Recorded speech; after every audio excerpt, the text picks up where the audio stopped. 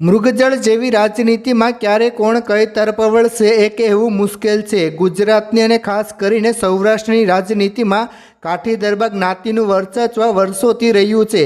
આજે આપણે વાત કરીશું એવા 5 કદાવર નેતાઓ વિશે જેઓએ વિપક્ષ છોડીને ભાજપનો સાથ પકડ્યો છે। આ નેતાઓ કોણ છે, તેમની તાકાત શું છે અને ભાજપ કેમ આ સમાજના લોકોને પોતાની તરફ ખેંચે છે, ચાલો જાણીએ।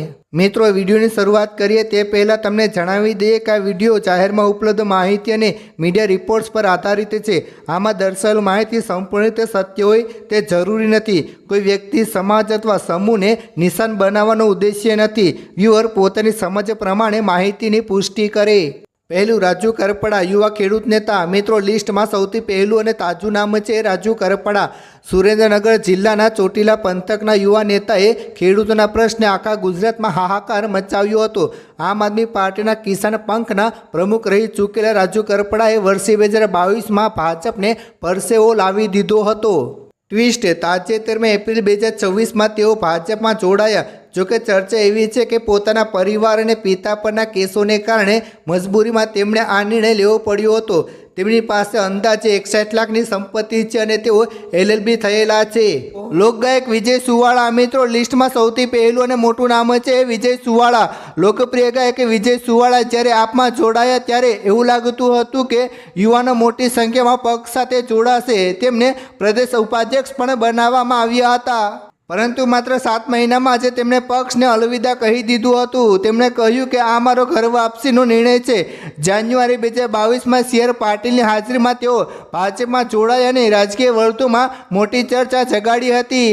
ધારાસભ્ય ભૂપત ભાયાણી। મિત્રો, હવે વાત કરીએ સૌથી તાજા અને મોટા ઝટકાની। ભૂપત ભાયાણી વર્ષે 2022માં તેઓ વિસાવદર બેઠક પરથી આપની ટિકિટ પર જીત્યા હતા, પરંતુ ડિસેમ્બર 2023માં તેમણે ધારાસભ્ય પદથી રાજીનામું આપ્યું હતું। આ સિવાય પણ ઘણા નેતાઓ છે। નિરંજન વસાવા, આદિવાસી પટ્ટાના મોટા નેતા। મહેશ સવાણી, જાણીતા ઉદ્યોગપતિ અને સમાજસેવી, જેમણે પણ આપને સમર્થન આપ્યા બાદ અંતર જાળવી લીધું। હવે ચાલો મિત્રો આપણે જાણીએ કે આ બધા નેતાઓ આમ આદમી પાર્ટી છોડીને ભાજપમાં કેમ જોડાઈ રહ્યા છે। શું હોઈ શકે છે આ પાછળનું કારણ? સૌથી પહેલું અને સ્પષ્ટ કારણ હોઈ શકે છે રાજકીય તકો અને મહત્વાકાંક્ષા। મિત્રો, ભાજપ ગુજરાતમાં એક સુસ્થાપિત અને શાસક પક્ષ છે।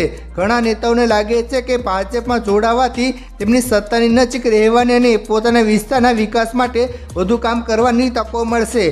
વિધાનસભા કે લોકસભાની ચૂંટણી લડવાની અને જીતવાની શક્યતાઓ પણ વધી શકે છે।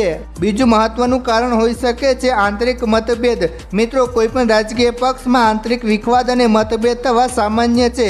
કદાચ આપના કેટલાક નેતાઓને પાર્ટીની કાર્યશૈલી, નિર્ણય લેવાની પ્રક્રિયા કે પછી કોઈ ખાસ મુદ્દા પર પાર્ટીના સ્ટેન્ડ સાથે સહમત ન હોય। તેમને લાગી શકે છે કે આપમાં તેમની વાત સાંભળવામાં આવતી નથી અથવા તેમની ક્ષમતાઓનો યોગ્ય ઉપયોગ થઈ શકતો નથી। આ ઉપરાંત કેટલાક રાજકીય વિશ્લેષકો એવું પણ માને છે કે ભાજપ દ્વારા સામદામ દંડ ભેદની નીતિનો ઉપયોગ કરવામાં આવી રહ્યો હોઈ શકે છે। જો કે આ અંગે કોઈ સત્તાવાર પુષ્ટિ નથી, પરંતુ રાજકારણમાં આવા દાવો થતા રહે છે।